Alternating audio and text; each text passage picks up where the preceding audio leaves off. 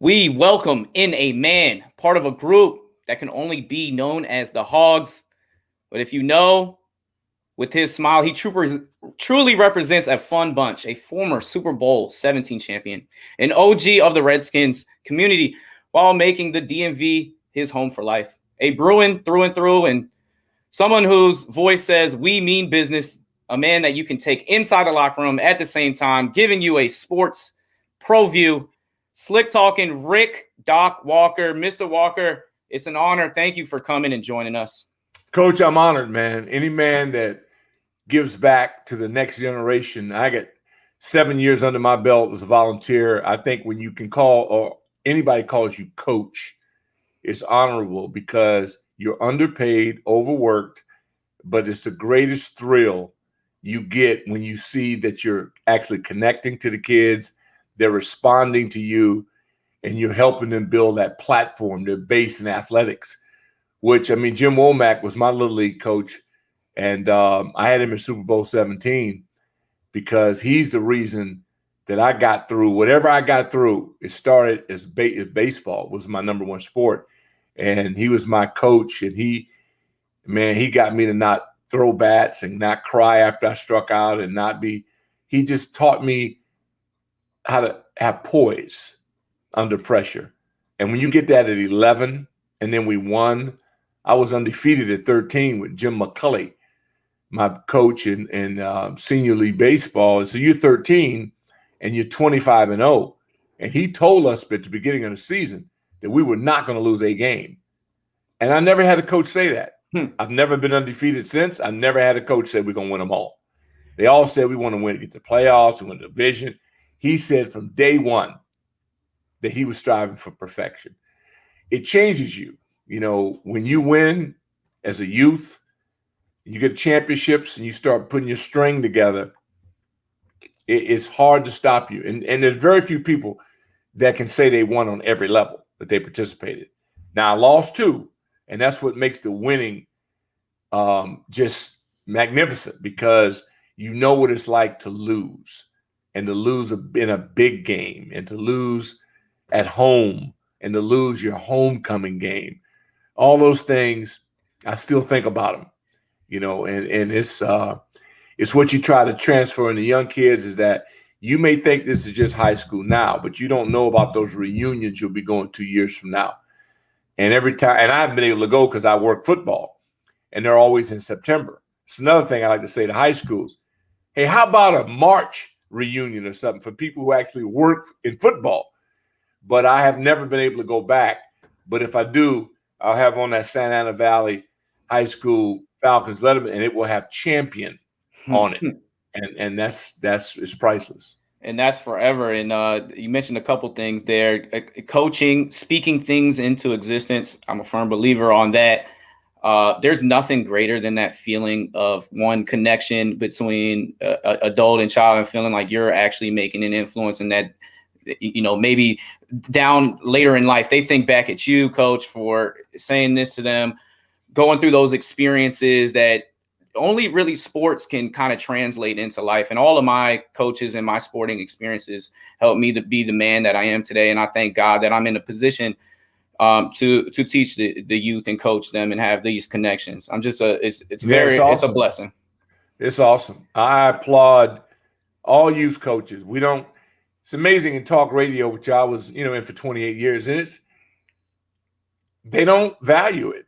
And they would, over the years, I think you're doing a little bit too much high school. I said, you don't get it. You just don't get it. This is the basis of everything. We were honored. Because in our area, we had Morgan Wooten coaching basketball. Absolutely. The Mathis finest. The Mathis. So when you have that level of coaching on the high school level, Stu Vetter at Flint Hill and all the stars he's put out. We had some goats, man. And now the youth football program in our area is just exploding because the efforts and thing that Mike Anderson actually started with grassroots youth football that I was a part of. And it has grown now, and it's crazy that these kids are elite. From 8th grade, 6th to 8th grade, whatever, these teams Coach Bird is now at the helm of it, and he's also coaching at St. John's High School. His eighth graders, they either win the national championship or they're in it every stinking year. Maybe it will last 5 years. So you start growing. You're going to see Maryland football under Mike Loxley, if he's able to keep some people healthy, and if he ever gets competent play at the quarterback position, they're going to get on a run. It's going to be a big-time run because all those puppies now, he's got the second class of kids that he must have about 15 of them that have been through it. And when you get kids that win in youth ball and win in high school, then they want to win in the pros and they want to win in college. And it's a beautiful thing to watch. And from a University of Maryland fan myself, and my grandparents actually met there. That's something that I've been striving for, is that the football program to take another step, because we put out so many professionals and just great athletes. And Ralph Frazier did a great job. I mean, Frazier. Oh, he sure did. Yeah, my kids played for Ralph, and two of my kids played at Maryland. And I'm hopeful that we can get what Gary built in basketball, what Coach Thompson built in basketball in the DMV, and George Mason's run to the Final Four. We've got Bayou's had some moments. GW has been to the regional, so that's what I'm a proponent of. Just hoping that all of our teams, at some point in time, ring that bell. Absolutely, and that's my finest memories, that University of Maryland, Gary Williams, Juan Dixon, Lonnie Baxter, and that was as a 12-year-old, that was my shining moment. My grandfather used to take me to the game. So we got the players, but you want to see a coach really lead you to the next level, and we always can have hope for that to happen. Yeah, we do. We're close. And Brenda Freeze, I don't want to leave Brenda Freeze out. She just got new money. The Maryland, she's dominant. She's dominant. So, yeah, we got a lot of things to look forward to. The Nationals won it all. The Capitals won it all. The Mystics won it all. And I want the DMV, I want that trend to continue, that we don't only get in, but we win championships in this region. And that's what I'm pulling for. Well, and that's funny because I remember the pain we've had as fans, and you as a broadcaster talking about all the years before we won those three in particular, and what a storied run the Nationals and as well as the Capitals kind of going against 3-1 and being down in the 9th inning, 7th inning. Those championships, now that I'm a grown man, I really, really, really appreciate it. And, winning's coming around. It's infectious. And the city's got it. Look, the district basketball team, big win, beating Philadelphia. We'll see what happens tomorrow night. And, of course, with Joel Embiid out, there's a window there. So you got to take advantage of it. You got to try to extend it one more. And Bertans is out. We lose a three-point shooter, but we got to defend better. And we just got to get to the hole. We don't shoot well enough to be taking all these threes unless Bradley Beal is shooting. Everybody else, unfortunately, he's been super cold from 3-point land. So we're hoping let's go to the cup. Go to the cup. Because with Embiid out, they are going to be a little thin in the paint, and you want to get in there and get Dwight to foul out. Absolutely, and we have a warrior to be behind, and someone that's going to leave every single ounce of sweat on the court. And Russell Westbrook, Bruin. And speaking of Bruin, I want to take you back a little bit under Coach Dick Vermeil. You had a big Rose Bowl victory. You were named All-American. Can you go back to your 20-year-old self being the man on the UCLA campus? And I closed my rearview mirror because but no, it was a great group of guys. Ray Bell, our linebacker, Frank Stevens, my closest friends. The bond that you build when you're in high school and college is second to none. I mean, I love my pro teammates and the whole thing, but these guys in college, we were broke together. Yeah. And when you put money together, buy a 6-pack of Bush, and when those are the greatest moments going, Mad Dog 2020 and, Ripple and all these things you're getting. But that team, and Dick Vermeil is a terrific leader, and we beat Ohio State. They were undefeated. And they beat us earlier in the year, and we came back, and it's one of the biggest wins in college football history because they were so dominant, and they'd beaten us earlier in the year. So we had a nice little rivalry with Ohio State, and it was, I was 1-1-1. We tied the next year up in the Horseshoe. But those are great memories. I'm still, about a dozen of those guys, and we still talk regularly. And it's been, 1976. And we still, talk about it, still wear the rings and still feel a great deal of pride, in that. But there's an emptiness when your alma mater is not winning. If you won, you want them to win. Yes. And it's just like here, I won't rest until the Burgundy and Gold is back in the NFC Championship game. And I need them to win. I mean, I'm their biggest fan because I like to talk a lot of trash with my Cowboy fans, Eagle fans, Giants fans. That's the most happiest part of my life is our interaction with our divisional foes. Two shots every year. So we're betting who wears the other team's jersey, who buys lunch, who buys dinner, who buys cigars. We do this. I mean, this is what we do. So I'm not around those kids anymore full time as I once was, but I'm pulling from afar and really have a vested interest in their success because I want to be able to talk trash again and be in big games.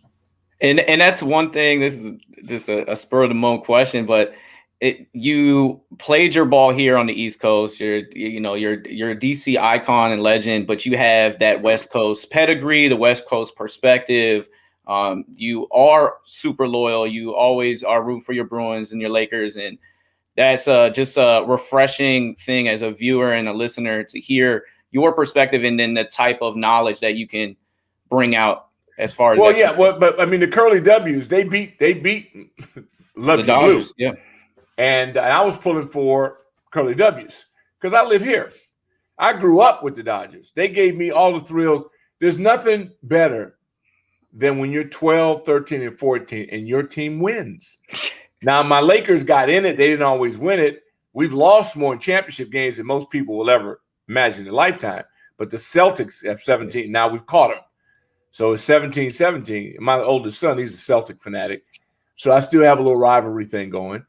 And we're terrible now. So this may end next time we play. But it's the fact of being in it, and Kobe, I got to go through Kobe and Shaq and Phil and Showtime and Magic. They don't have to do anything. They've given me more than I could expect. And then falling in love with hockey here with the Capitals. And being able to witness Ovechkin's entire career. And now, being on the doorstep. Last year was a disappointment, but there's still enough talent there to make us, keep us competitive. They just got to figure it out. And but at least we don't suck. And that's the whole thing about it. Yeah. Strike fire at the right time. And the Capitals, any year we're in it. And we've had some disappointment, but that one time you lift the Stanley Cup, it's all worth it as a fan. And there's nothing like being in this area because you know that your team at the end of the day has a chance to lift that trophy. The Hopi, the save. I mean, and Hopi, God bless him and his endeavors, but he's always going to be my guy. That save. Yeah. I mean, if you witness that series with the Golden Knights, the save, it's one of those things where Scherzer, who I just adore, but the big hit killer. Zim's still doing it. Strauss may be on the DL again, but in 19 he was brilliant.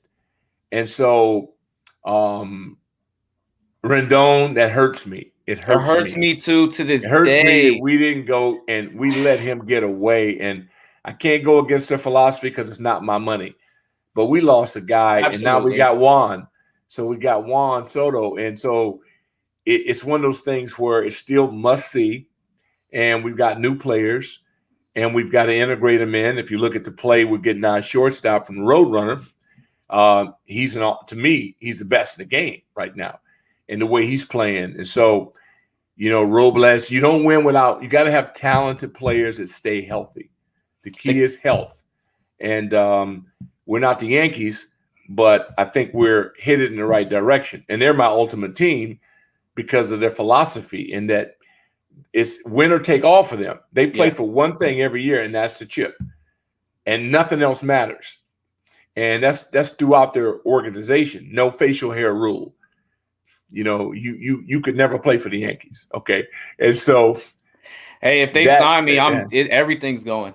That's what I'm saying. But see, you're committed. Most guys, you know, and so I love the fact. I used to love when we had to get buzzed in high school.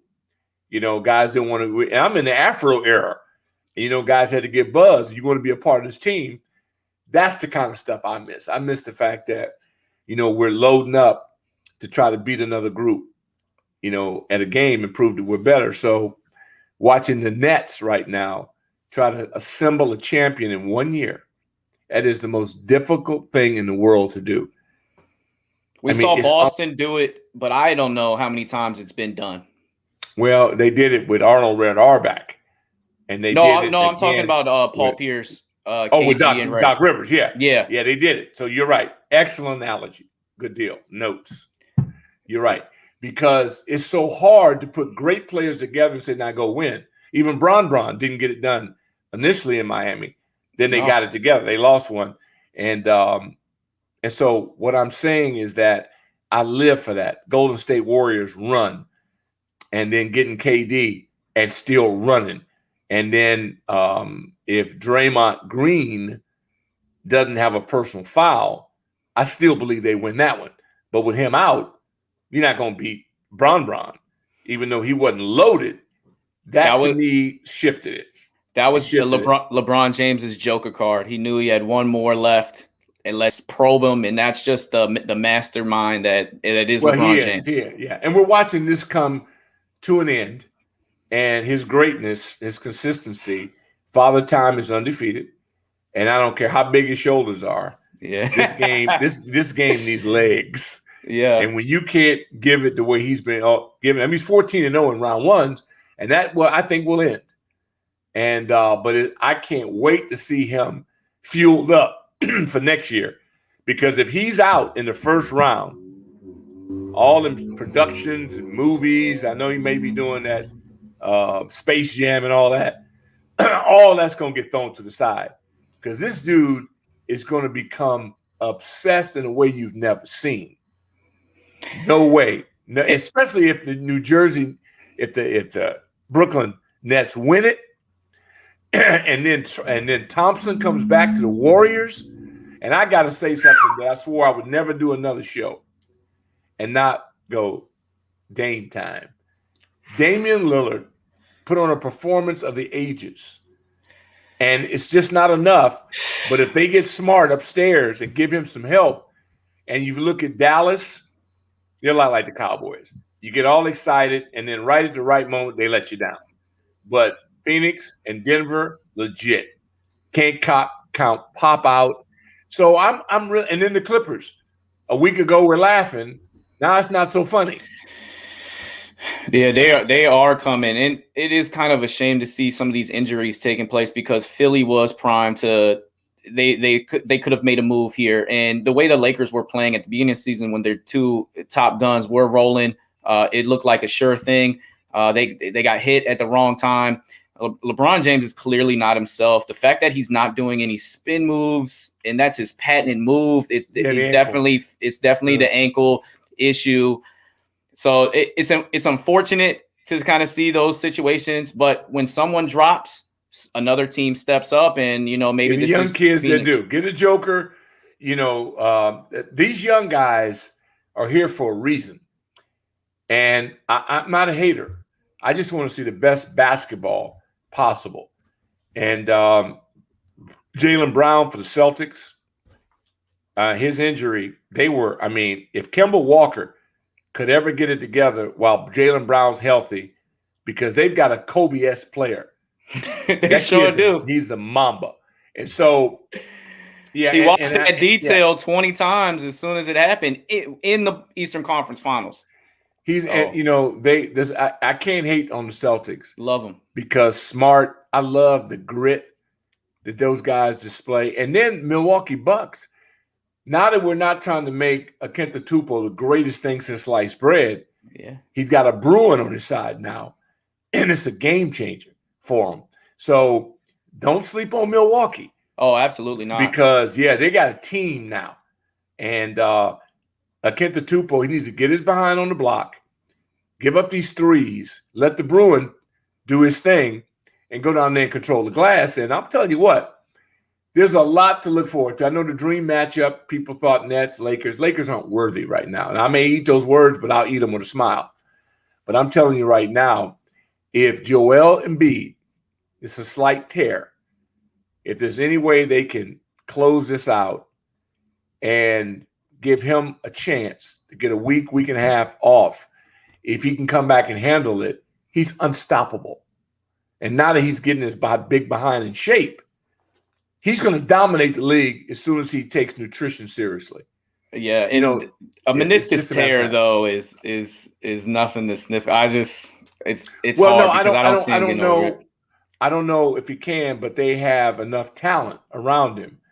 Tobias has really stepped his game up. Oh, it's a really good fit. Yeah, they've got the talent, and the Lakers' biggest mistake happened in the offseason to me because I don't give up playoff Rondo, and I don't give up Dwight Howard. Or Danny Green's over there in Philly too. All those three guys, and right, if those guys are still in purple and gold, you can then take the hit of AD and still be competitive. But I'm not their GM, obviously. And I said it at the time, I cringed when they didn't bring those guys back. That's why Tampa Bay, once the NFL season starts, when you get your whole team back that wins, that means nobody big shot it. Nobody said, hey, we won, pay me. They said, I'm good. Let's go do it again. Yeah. See, and that's what the Patriots had because Tom was making so much money off TB12. And I still believe there was a little backdoor play between him and the owner. I think he's got more stock in Gillette than the owner does. But there's always some backdoor play in this business. There's some backdoor play for Tom to have been as cool as he was, being as underpaid as he was. And every time these kids talk about their contract before they win, I go, bad move. Go get the chip. Then you'll get paid. And the money comes in winning because, like in Mahomie, the endorsements from what this kids can get, and then there's the Ravens, who are always my dark horse because I love their approach to football. They are grit tough. Draft the best player available. They're a model program to me. And but Jackson he's got to evolve. And we get the kid in the opener who is that kid with the LA Chargers. Wow. You talk about a quarterback that came between 3 games. I think he lost in the last possession. What a cannon that kid has. Boy, he's the real deal. And people passed on him. Yeah. And it reminds me a lot of Aaron Rodgers. I think it's and then Aaron still, this is a whole new breakthrough that a guy's the MVP on the team in the NFC Championship game wants out. That is so confusing. I would oblige him because he's damaged who they are to me. And if you're in the championship game and that's your band of brothers and you making $38 million and you say it's gone, I would oblige him and find me a sucker that would load me up a lot like Miami did. The Dolphins did a stockpile of getting draft picks, and I like them. If Tua can play, they're going to be a hard out. But we still got an if because what they did with Magic Man, that was serious. So, and you win on defense. To me, I want to win on defense. If I win on defense, I want to win on defense. I want to win my running game, and then I want to get over the top and kill you with speed. So that's my formula. And, we'll see what happens. I can wait on it because I don't need the NFL right now because NHL playoffs to me, there's nothing better. I pray for game 7s because I don't have a horse in the race now that we're out of it. But Vegas winning that game 7 last week because in hockey, you cannot control where the puck's going to end up because there's so many variables. Skate, mask, glove, whatever.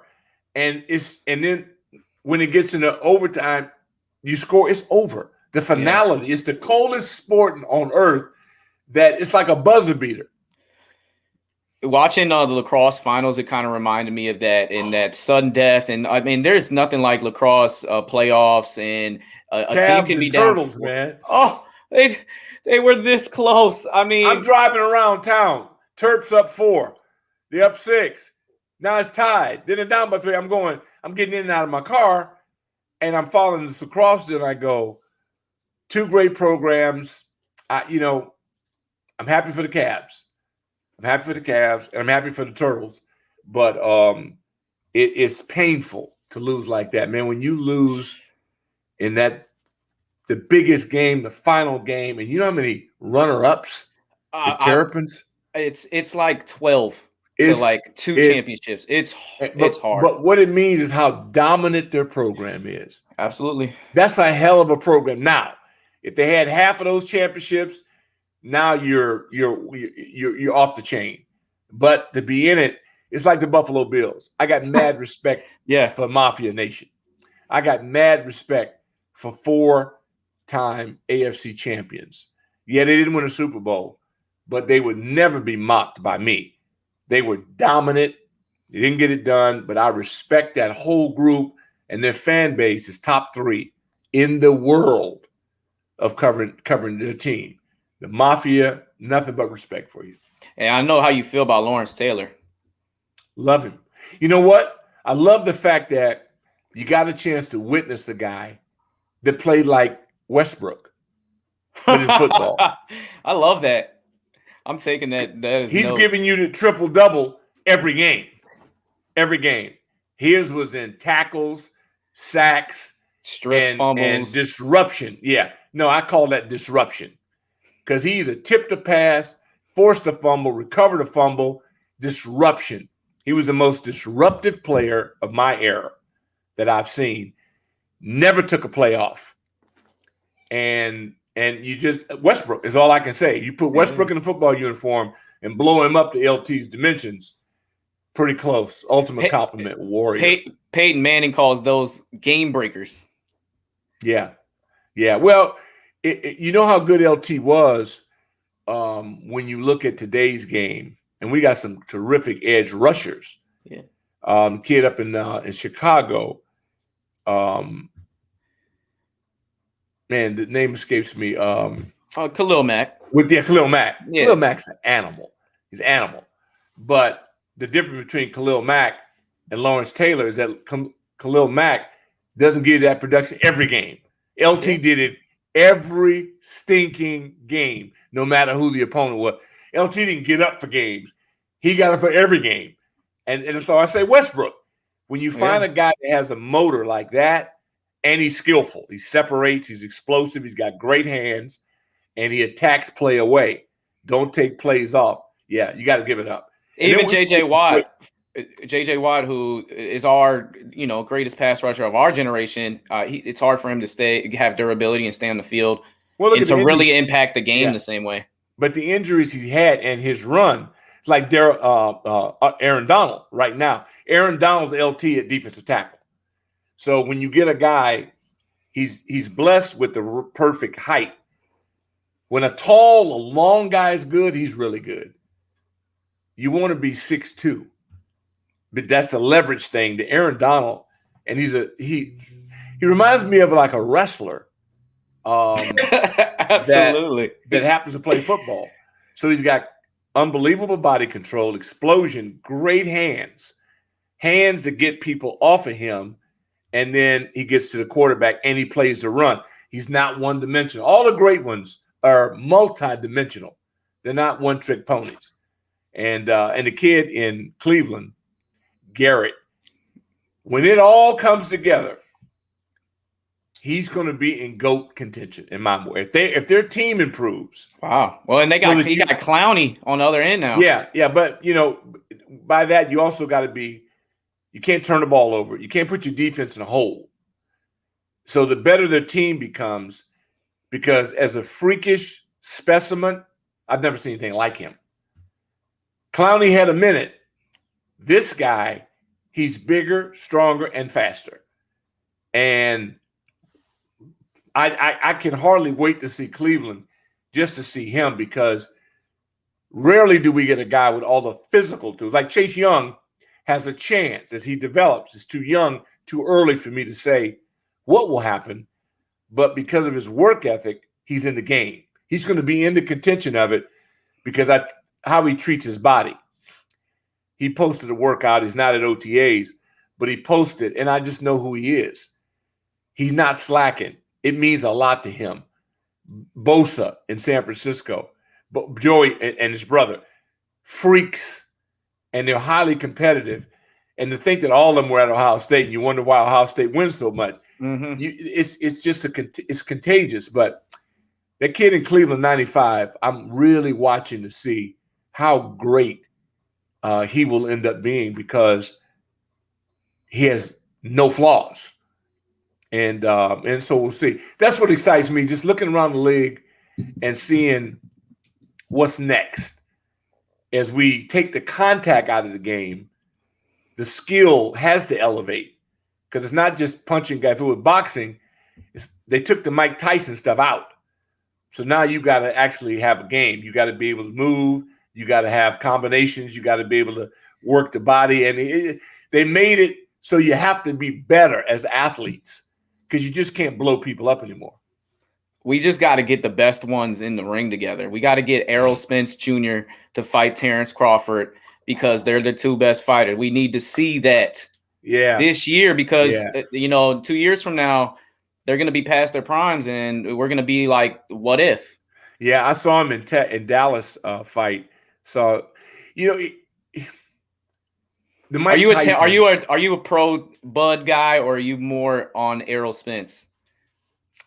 I like Spence a lot. I mean, I think he's the one's a Cowboy fan. It's the only Texas boy. The only flaw. But I was in Dallas at Jerry World for one of his fights a couple years back. I love boxing. I'm watching the Mike Tyson documentary, and I needed to see it again, even though we've seen, like Michael Jordan, I needed to see it, but I'd already seen it. But once you see it again, and the sheer power that Mike unleashed on people. I was in Atlantic City for the Spinks fight, row 8. And Joe Schreiber and I was working with Channel 4 with George Michael's Sports Machine. I'm in row 8. I'm 4 hours early sitting there. Is this Leon or Mike Spinks? Leon Spinks. When Mike Tyson knocked out Spinks in 91 seconds in Atlantic City. And Spinks was undefeated at the time. 91 seconds. And you see that man that close up. It's the thing about boxing, even though if you get in the first 10 rows, even though you may get some perspiration on you, when you see people get hit that hard, that close, I would never box. I'm telling you, man. And then I remember back to 1990, that brings back all these thoughts. I was in the restaurant business. At the time, we stayed open because the fight was in, well, we weren't supposed to be open, but we kind of kept people in there because the fight was over in Japan or Tokyo. And so it was about 1 a.m. in the morning. And, last call way before then. But we're just watching this, and it came out that Tyson lost, and we're going the effect that it has. And growing up watching Muhammad Ali and going through all of that, and Spinks and Smoking Joe. Hey, man, Trevor Burbage. All these guys, I just love. I got a chance to work around and see some of these guys train, because Riddick Bowe is from here. Sugar Ray Leonard is from here. And Lennox Lewis trained in D.C. And so we had mutual acquaintances. I got a chance to, while Lennox is training, to be in there. And there's nothing like when you get behind the scenes and you see these guys tape up, you see them you're running with them. These guys, the conditioning, the commitment to their body, the diet, and then speed bag, heavy bag. I mean, all that they put into it, there's nothing like it, man. I just takes a different level of discipline than most sports. You can't. I mean, that's why they age. I mean, Ray Leonard. I haven't seen Ray a lot publicly lately, But I hope he's well. Great guy, Palmer Park, Maryland. Being able to see him and Roberto Duran, Hands of Stone, being at the Coliseum, at the DC Armory, to see that.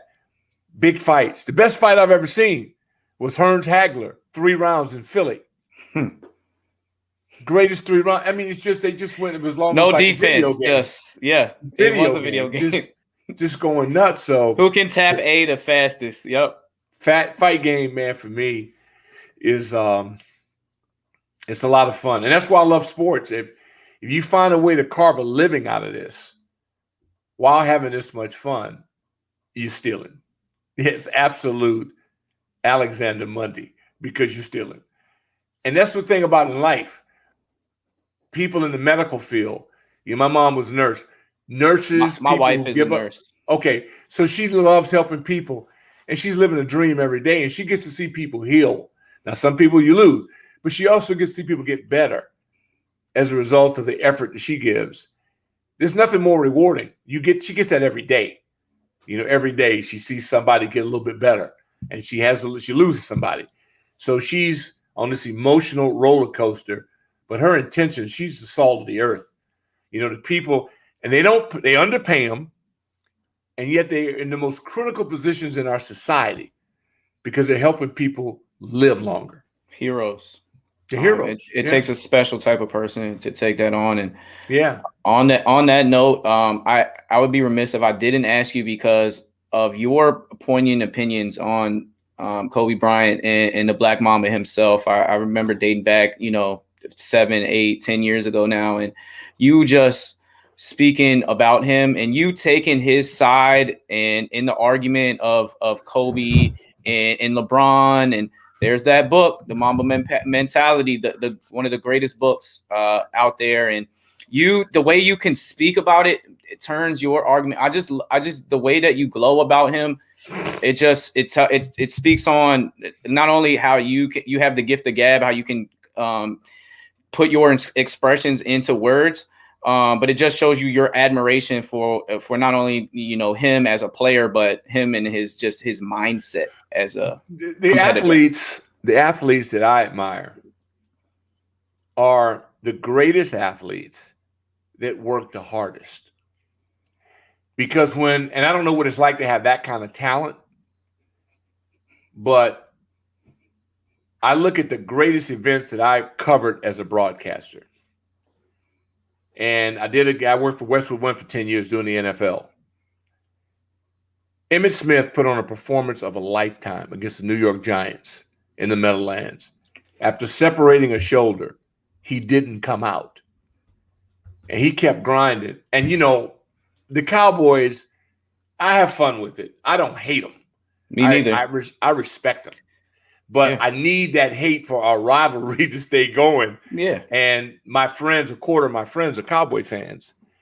And I don't exclude them. I pray for them. But Jimmy Johnson's Cowboys, thumbs up. Tom Landry's, thumbs up. They haven't won anything in 26 years either. But Emmitt Smith's performance that day, all he got to do is call me. 4 a.m. in the morning, he needs a ride, I'm going to pick him up. Because what he showed me was a guy that's super talented, that's a grinder. You never had to worry about him being in shape. The kid they have now there might be more talented. But you can make a case for that. He don't put the work in. Now, this offseason, I've seen him putting some video out to where he's going, okay, I get it now. He's pissed off because of last season. He's got the most talent to me. He's unbelievable. But he doesn't have that killer. He don't have that Mamba. Nah. And Shaquille O'Neal, who should have been the greatest player ever in any sport, because nobody's been that big and agile and talented. But Kobe's beef, their beef wasn't about nothing personal. He wanted him to work so that they could be dominant. And Shaq was talented enough that he could dominate most people. Without that, can't make a guy do that. What Scherzer meet me halfway. Meet me halfway. Yeah, you can't. Scherzer, I mean, he's in the dugout even when he's not pitching. He wants to play. He wants to even bat when he's not pitching. So there's certain guys when I find them, it's unfortunate that the best player in the world in baseball happens to be in the abyss because it's with the Angels. So Mike Trout is doing things every night, but you don't see him on SportsCenter. They're not in the playoffs.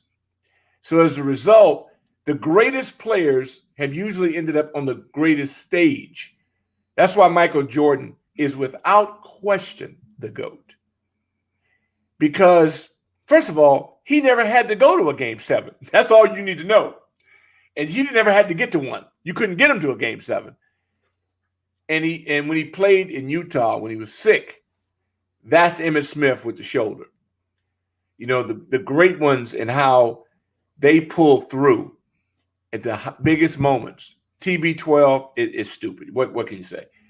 He didn't have the greatest tools, but he's got the greatest tool, his brain, how his brain operates and his competitiveness. So I look at it, and it's got to be difficult to be as gifted as some people are. And LeBron, this may be the first series he's 14-0 in round one. I think that'll end. But it's going to set up next season, which I can hardly wait, because believe me, he's going to take it personal.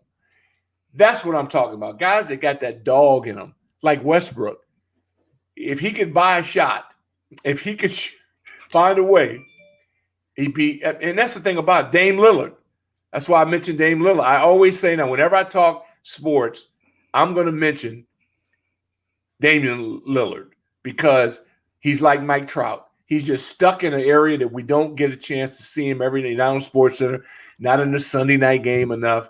But please, folks, use your phone. The highlights are everywhere.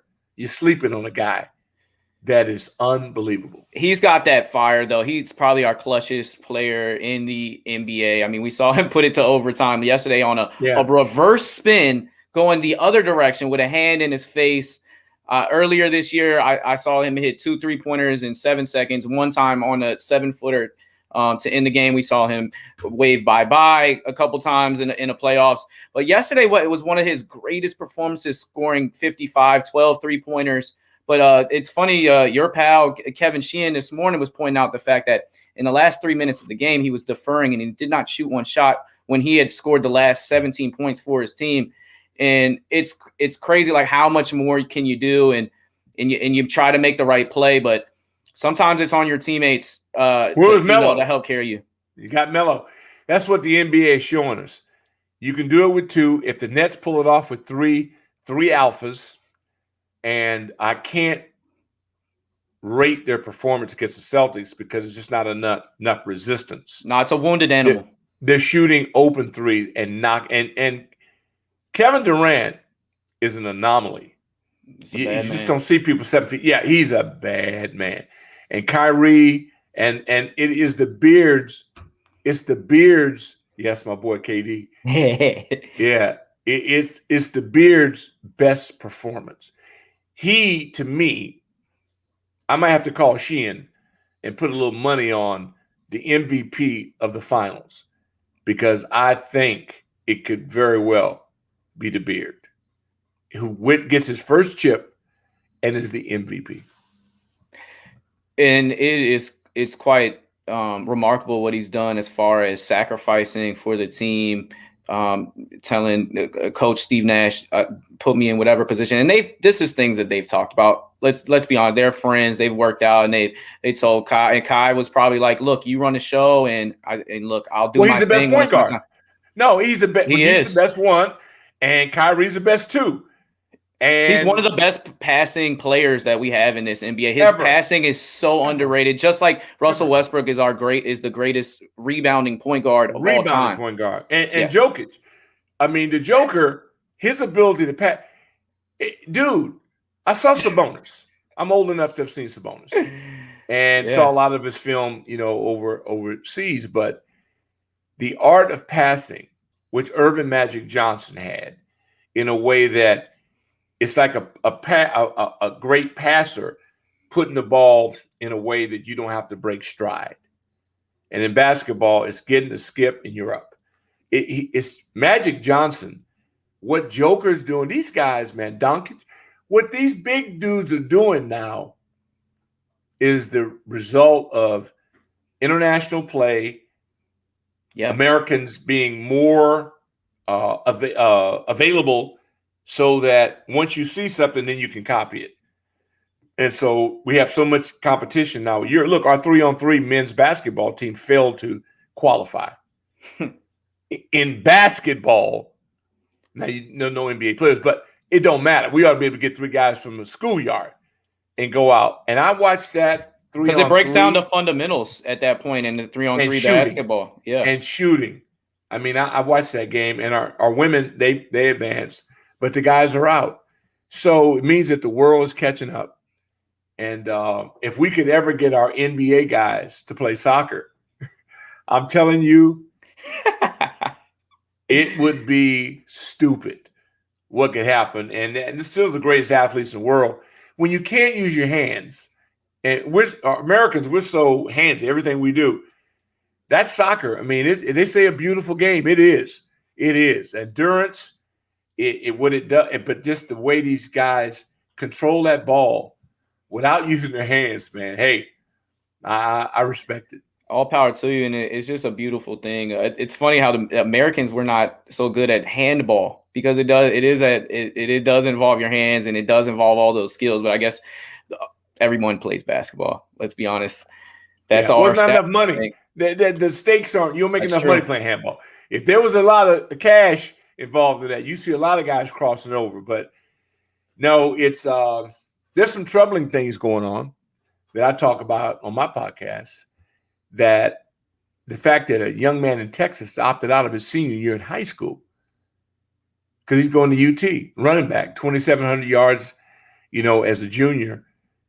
Man, I just can't see leaving my high school teammates. I mean, high school, but that's where it's coming now. Pretty soon, guys be opting out of high school. No, I'm not going to play this season. And just check in the spring at the university. Get ready for it. Well, we saw how many opted out of the college football season, and we see how many high school basketball players are now going through the G League route, and they're getting $500,000. And maybe the NBA needs to rethink maybe their ruling system, letting high school players make that decision that if they want to be professional athletes, maybe that this is the right time, since I mean it's basically a professional league if you choose that G League route. Yeah. Yeah, I don't like guys leaving. I'm selfish because I want to see guys mature in college and see seniors playing. You're a Bruin through and through. Yeah. Well, we would have lost our whole team. Yeah. See, I recognize that. Jabbar, Walt, all those guys would have gone pro. So imagine if everybody stayed, how much better everybody would be. And it's never going to reverse itself because if a kid's a mathematician, he can go at 12 and make money. Yeah. 18, you can go and fight for your country. So I don't take a big position on it because I'm selfish. I just want to be entertained. And it's unselfish. It's selfish of me to deny somebody wealth just to please me. So, I will say that now that we're talking about mental illness and Naomi Osaka at the French Open, who just left. Took a stand. And she took a stand. She could have paid the $15,000. She made $55 million last year. So she'd have been okay. She could have done highest paid women's athlete that we have. She could have done it for 4 straight days and donated it to charity if they want. But the principle is that she needed to take that stand because anxiety is real. It's real. And I also, as a member of the media, I want to feed my family too. My compromise is always, can you give me 5 minutes? And let's hear what she has to say about what she just did. And then we'll see you the next day. But they want to go through a 60 minutes type interview, and it doesn't work for her. No. And so I remember Ilya Nastasi and all those guys through McEnroe's era and all the bad boys of tennis. Look, we're going to have to deal with this. The football team here in Washington just hired a psychologist. There are only 4 teams of the 32 that have a staffer that can help guys cope and deal with issues. We're really slow. We're behind the 8 ball on this. We preach so much macho man, but that's not everybody. And you got to find a way to connect with those that need help. I can think of several players in the last 5 years that were screaming for help. Sua Craven speaks out to me, but there's so well, many. No, a safety 35 out of Michigan State. That kid was talented. And, Is that there was a murder. Nicholson? Yeah, Nicholson. He was talented. I know. Remember you raving about him and watching him, and because I love anybody with length that getting can the gap, run, and knock you out. He had everything, but they needed to help fix him. Dwayne Haskins had everything, but somebody needed to help fix him. So Breland was hella talented. Breland is still a hell of a talent. Yes, he is. But he really needed to talk to somebody. Yeah. So he could work things out in his mind so that you could get the very best of him. And especially in the African American community, it's not even discussed. This is real. And we have to, especially, and no matter what the sport is, we have to deal with that. And we and for a multi-million-dollar operation like an NFL team, it should be 32 of them on staff. And so I think organizations are wising up. I think the Washington football team, we're progressing. We're getting there. Yeah, they're taking strides. Proof's in the pudding. It's the results that will determine if it was successful. But I have to be encouraged by the steps they're taking. All right. And it's funny because the script has been thrown out. I was going to talk about your career, but I love talking some sports with you, and you touch on the whole gamut, everything. And that's what I love about you and you as a broadcaster, because I always remember that when we're talking about hockey or soccer or badminton, like you can play your hand into it and have a wonderful perspective. Well, I mean, I listen to people. I'm not the hockey guy, but I know Joe Beninati. I know Craig Locken. I know Al Koken. And what I'm saying is that Koken, your boy. My job, that's my boy. Yeah. My job, like your job as a host, is to bring talented people on so your listeners get a chance to tap in. You don't have to know. You may know everything. I don't. I never even tried to. I don't. But I damn sure know who to get on that does. Yep. David Aldridge is never too far away from me because he is the best. And so Silver Spring, Maryland. Oh man. So let me tell you what. So I can lean on Aldridge. I can call Mike Wilbon in the middle of the night if need be. And those are the things that I cherish. JB, Glenn Harris, guys that I can call, Joel Myers, who's is the best voice in sports, is doing the Pelicans. Those relationships, my guy Steve Martin that I work with ACC football, these guys, to me, I go to the altar and I say, hey, what do you think? Butch McAdams was in our area and the coach, and I had John for 12 years. So I was at the foot of the Mecca and being able to understand things from Coach Thompson. Gary Williams is on speed dial. Love him. I love him. He's so hard to replace. It's tough because the dude has a football mindset, coaching basketball. And the Terrapins, you can put them against anybody. You never had a Gary Williams team that wasn't tough. Absolutely not. We're in it to the end. Because he is. So, man, I've been blessed. Our area has produced so many talented coaches. And when you cover a team, you cover the coach, and you get a chance to meet the staff. And, the talent that Coach Friedgen put through Maryland, Bill O'Brien was on his staff. Locks was on the staff. I mean, there's so many guys that I've come in contact with, and being able to ask questions and to see them work and to see them practice. And what I miss most of everything is I miss practice. I miss watching practice. You learn so much watching guys train and go through drills. And you have to, if you don't get to see it, but only on game day, it's really hard for me because I like to see how guys work. If I see how a guy prepares, I know pretty much how the guy's going to play. And that's from the high school ranks up. And you all the way mentioned up. how you and Every level. I coach middle school, and I think it starts even before they get to me. Yeah. And you can tell the difference between the kid that does have that influence and does have that support and does have that coaching. Well, I've done your level. I mean, your whole deal right now is just balance. Can a kid get in a balanced stance so that he can go right or left without having to take a false step? Yeah. If you do nothing but get your linemen so that they don't take a false step, that they can go to their left or go to their right, evenly distributing their weight with their head up and their back bowed and their hands in the right spot, you built the basis for the high school coach.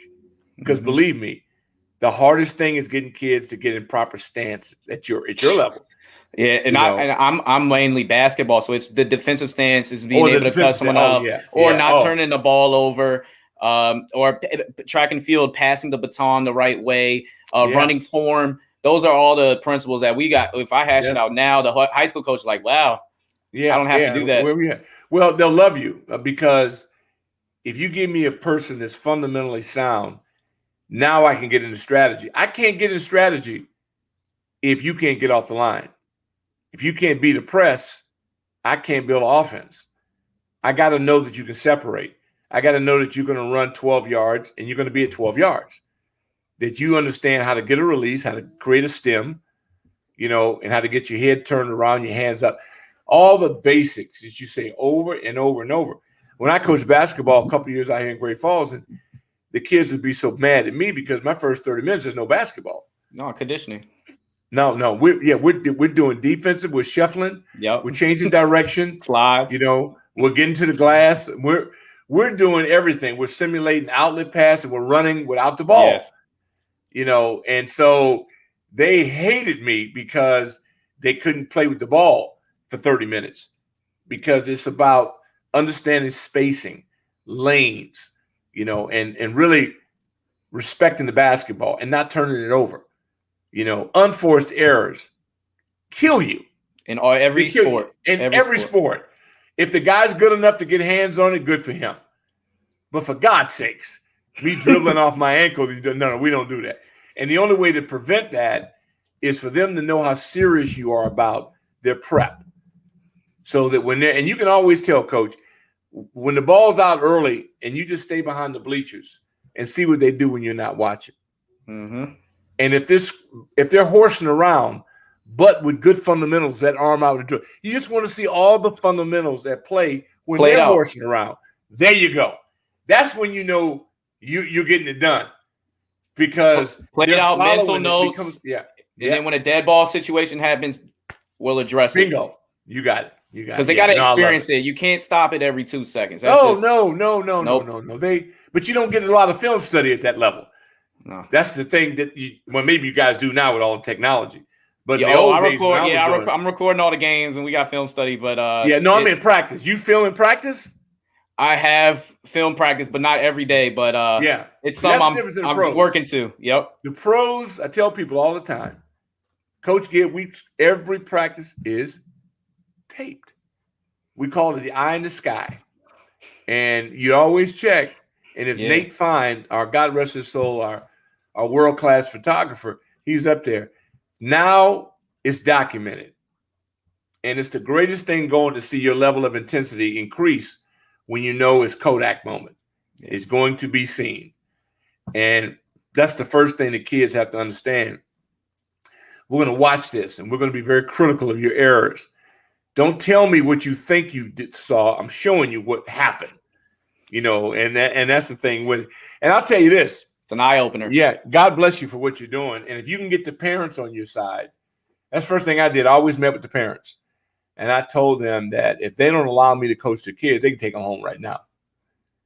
Because I have to be able to coach their kids, and you got to endorse me with the kids. Because they're going to come home and tell you. You can't come into practice. You can't come in. They're going to tell you that trust in me.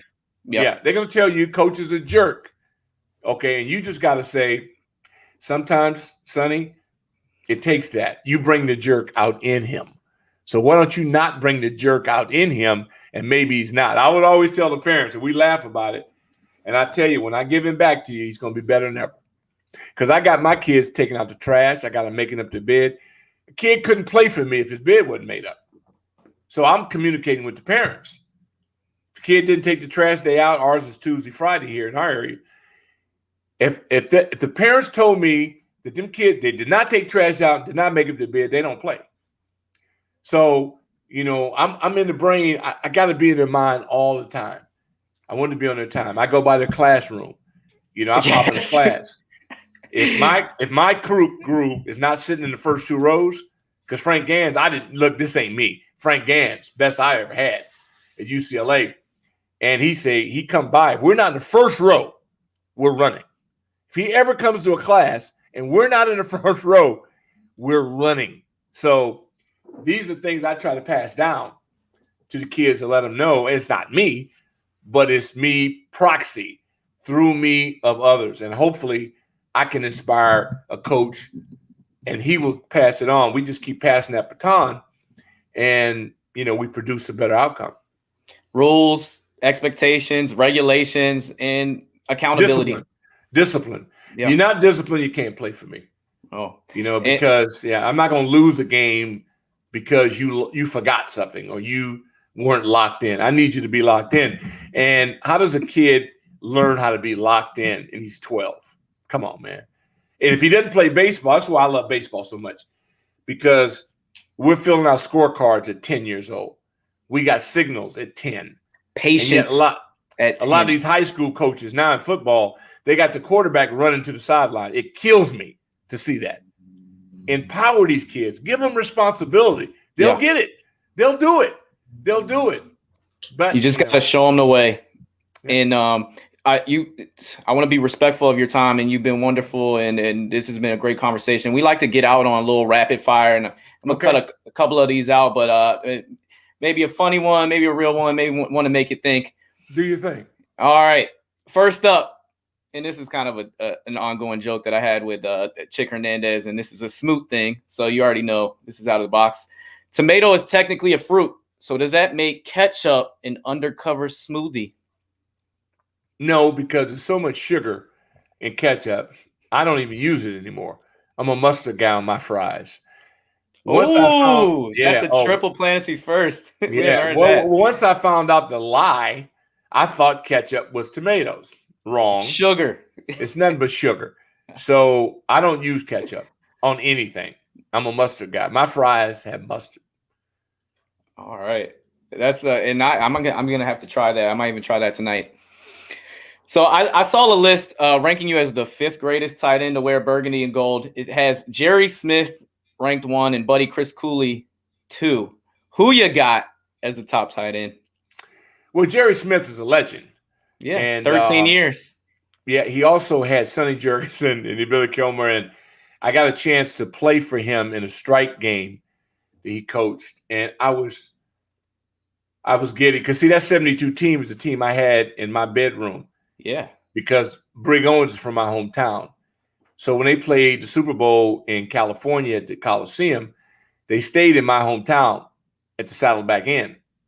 So that team, they're all on my wall. I knew them all. So that's why for me, interviewing Larry Brown, Charlie Haraway, Roy Jefferson, Charlie Taylor, who was a god to me, and Jerry Smith on that offensive side. And, Ron McDowell on that defensive line, it just, those guys were the guys I followed. So when getting the opportunity to come here, and they have the best looking ring, their NFC championship ring is gorgeous. And Brig Owens, those guys will wear it. And I look at Charlie Taylor's, and I just said, I got to have one. And that was my driving force. Jerry was great. Chris was great. It's a different era. Chris didn't have the consistency at quarterback that Jerry did. Yeah. If Chris Cooley had had Sonny Jurgensen, he'd be so far ahead in first place, it wouldn't even be close. And it's just the offense you run means a lot. And I judge everything by did your team win? Because that, to me, constitutes whether you had a successful campaign or not. Whether you got nothing, but the team won, or you could be whatever, and the team loses. I'll take nothing and win. Because in the end, it's a team sport. This is not tennis or golf. And so we win 53 strong. And I look at it, and I'll tell you what, the young man that's here right now that wears number 82, let me tell you something about him. A former quarterback, Logan, who is converted and learned stops in Miami, Buffalo, Detroit. And the Tim Tebow experiment may or may not work. But I tell you what this young man did. If Tim Tebow was smart, and I believe he is, seems like a nice kid, yeah, he would call. The only call he should be making right now is to a man that has done what he would like to do. And it would seem like I'm so proud of Logan. It would seem like Jordan Reed would be a content. No, Jordan Reed is, as an athlete, is the greatest route runner I've ever seen in person at the position. Wow. But Tebow is not looking to be a receiving tight end. He's looking to become a tight end. And if you can't run 60 outside or run gut or run tray, then the running game is going to suffer. Logan's making a commitment. He's coming off the ball. He's dropping those hips. He's doing the extras. He's got great effort. I love this kid. And so and I tell you what, the young man that they got from the islands, Reyes, as a physical stature, oh, God, I hope they can redshirt him. Because this guy, work ethic, body, athleticism, I just hope we get the time to develop him. And once they teach him how to use that big body he's got, and the kid we got out of Boise State, I love him because he's already got it. I love him because he reminds me of, if he can become Donnie Warren, who Donnie Warren is the greatest blocking guy I've seen coming off the ball, and at the Y position. And that's something for you to say. Oh, you weren't too shabby yourself. No, but it's a different position and it's a different responsibility. I had to move all the time. So the movement thing, dude, when you're 245, you got to run every play 40 yards before the play even starts. And it's a whole different ball game. But this kid with that body, and he already takes pride in it. And I love my tight ends. He ran the 110 hurdles in high school. So when I tracked him, what I look for in every bio, I just want to know, was my guy a team captain? Did he run track? Or did he play baseball? I need to know hand-eye, and I need to know endurance. And if he runs the sticks, big guy, had to be around 215 in high school, running the 110 lows. That's a great point. So already vetted him. Love that. Love that about him. And so the fact that Donnie Warren's in that building every day, I just hope that they're able to talk so he can understand what Donnie brings to the table in understanding leverage, explosion, and continuation. So he could have played tackle if we needed him in an emergency. So that's what I'm looking for. And the biggest thing you got to have is heart. You got to want to do it, because nobody wants to go after people that weigh 40 pounds more than you do. There ain't a fool in the world that would volunteer to do that unless he's drinking. Or Russell Westbrook. Russell Westbrook. But, I don't know what their offenses do. I don't know. They do their own thing. But yeah, I'm just hoping that we have played without a tight end so long that would give us an edge. And with the backs they have, this team has a lot of talent. Now, Ron's got to put it all together, and he and Jack understand that. But I'm encouraged. I'm really, really, really encouraged. Yeah, especially how Sweat figured it out last year. in that defensive line going forward for first round picks and all showing promise. All right. Yeah, and Tampa had over 500 yards of total offense against them. So I'm not patting them on the back yet. We got to stop doing that. You were not going to beat Tampa Bay when you needed to beat them. You couldn't beat them, and you couldn't stop the run, and we couldn't run. So my whole basis is that we have to be able to run, and we got to be able to stop the run. And if you can't do those two things, you're just kidding yourself. Absolutely, and that's the key to the game. And I was going to ask you a whole bunch about how running backs had a lot to deal with when you were in your heyday, winning your Super Bowl, but we'll get to that to another day. I got to get you that. Yeah, it's a different offense and different mindset, different time, different rules. I guess I'm not a guy. I don't believe in like, hey, it was different rules. We have to adapt to what's going on now. Because they don't believe in that. They run a completely different deal. I'm with you and everybody else. To me, it's simple. But they've earned the right to do it their way. So I support them. Until they lose.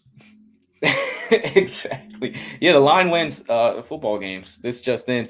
All right, I wanted to lead you off with a final question, and okay. I'm sure you're going to give me a good one. And what'd you learn about yourself or others during the pandemic, other than we got sloppy as a unit? I know that you were a very big component on wearing a mask. People, let's be responsible. Just do some of the details and the extras. So what's your kind of takeaways from this pandemic and just us as people? Well, it was an excellent example of a lack of leadership. Top down. It was sad, and that people had to die as a result of it.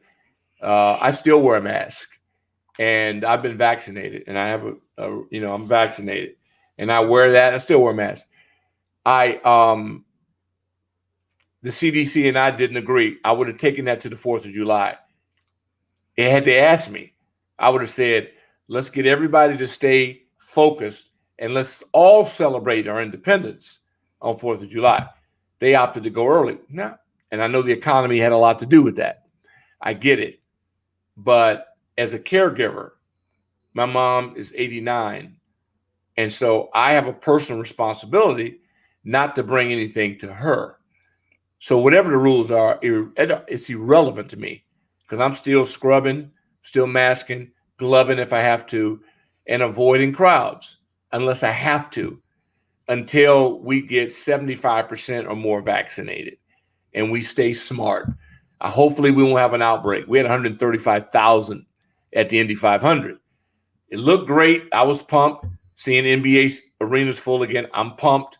Yeah. But I'm just hoping that we don't get a bad result of it. I respect anybody's views. Do you? Yes. But for God's sakes, don't try to influence me because I'm gonna do me. And I'm doing it for safety reasons. And it may save one of your family members. So I say, man up, be smart, because I don't want to go through what we went through last year. The loneliness for people that require people like I do. I love people. I love talking trash, what we're doing, about our sports. Couldn't do it. Couldn't go to games. I couldn't work. I didn't have it, the gig was out. And I'm like, wow. So I it's another appreciation of it. We needed to check ourselves. We're so fortunate, but we got a lot of people that are unfortunate. We got people that can't afford to survive, and we're too top heavy. To me, healthcare, everything should start from the bottom up. But we're so concerned about the top 1%. They don't need you. Mm-hmm. The people at the bottom of the scale do. Absolutely. Hello? Common sense, man. Common sense. So I got a lot of political views that I think that the term lifetime politician to me should be abolished. 2-year terms for everybody but the president. We got to get new blood in. We got too many people saying they've been there 35, 40 years. I wouldn't say that publicly. Based on the mess we have going, From the middle down, now top up, go on with your bad stuff. I ain't mad at you. But we can do better than this. We had too many people to serve this country that are homeless. We can do better than that. We got to clean up the VA. Those that were willing to die for us, we got to take care of them faster. We got to be better, and we're capable of doing it. So let's do it and stop hating. There's way too much hate now that's going on in this country, and that's why I love sports. But then we got 3 incidents. We got a water bottle. We got people spitting, got people running on the floor, and they should all be prosecuted as criminals. Yes, and arrested and set as an example that this is not humane. Yeah. No season tickets. The hell with season tickets. You go to jail. You know, who the hell you think you are? If that had to hit Kyrie, a full bottle thrown from the stands could have concussed him, could have taken the eye out. I'm telling you, man. And we've been inside for a year, and we come out, we act barbaric, and we're spitting on people. This it's terrible. Where's the decorum? Where is human decency? Set a message, and then they won't do it again. Yes. Yeah. And look, hey, I pray for law enforcement. I pray for fire and rescue, EMTs. We got some people out here that do some dirt. They do dirty work. They get it done. You ever want to see a wreck on the beltway and see EMT, them people get in there, baby, and they save lives. We got a lot of great people. You know, heroes. Your wife's in nursing. This is what it's all about. So we're great sports fans, but we're not too big of fans when it comes to humanity. That's what we got to become a fan of, the human race, and especially the red, white, and blue. And other than an Olympic year, we never chant USA, USA, unless it's an Olympic year. No. We got to get out of that mode. We ought to be proud of what we have and proud of what we can become. But we got to all talk more. We got to share some things, and we got to work this thing out. Because if not, this could get ugly real quick. And I couldn't say it better myself. Some very, very wise words. We're here with Rick Doc Walker, the man, the DMV icon, and you're not going to hear the end of him. Anything you would like to plug as far as what you're doing today as we head out? We're still doing ProView. Had Doug Williams last week. Great to have old number 17. Gotta check that out with us. Yeah, and then the podcast on Patreon, patreon.com/Doc Walker. If you'd like to get in the congregation, because I'm preaching. So you want to join the congregation? We'd love to have you. Oh, and I'm in it. And that's all we have for you today. Be safe. Be good humans. Treat people with respect. And we got to come together, not only as Americans, but just the human being race, and stand up for what's right. Yeah, red, white, and blue, baby, all day. USA.